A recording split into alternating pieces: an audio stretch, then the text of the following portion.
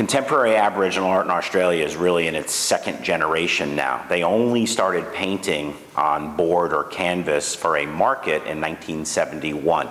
There was a fellow working out in the communities who brought out some boards and canvases and some paints, and he thought he was going to have the children paint. Well, the senior elders of the community at Papunyatula in the central desert of Australia said, we don't let children paint. Painting is like a sacred obligation. You got to have cultural knowledge. You got to understand what these symbols and images mean. Give us the paints and the boards and the canvases, and we're going to paint. And they did. And it was, as Robert Hughes called it, the last great art movement of the 20th century. And the rest is history. I mean, there was a wellspring of creativity that came out of the Aboriginal communities all across Australia. It was just kind of waiting there. It had been handed down over tens of thousands of years. It is the longest art-making tradition in the world. There have been rock paintings that have been discovered that have been dated at 50,000 years old, way older than Lascaux in France, where the cave paintings were.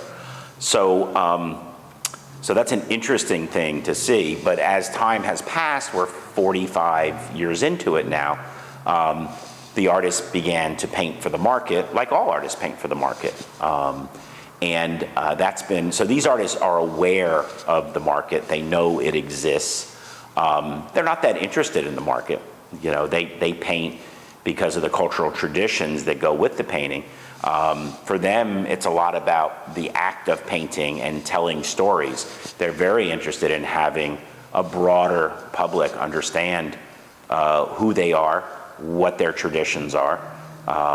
But yet it's pure abstraction in some cases when you look at it.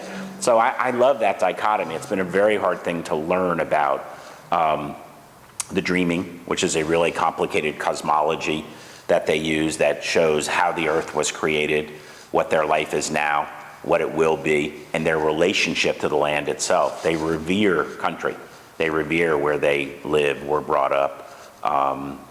You know, one of the folks I collect, a guy named Warland Pernga, Japajari, he was the last with 8 other people. They're called the Pintupi Nine, and they were the last pre-contact Aboriginals living only in the bush, never seen a white fella, as they call us, until he was 25 years old. He came out of the bush one day and saw a broken down Range Rover and gathered his other 8 folks. I actually got to go to Australia in August to go meet with him and interview him.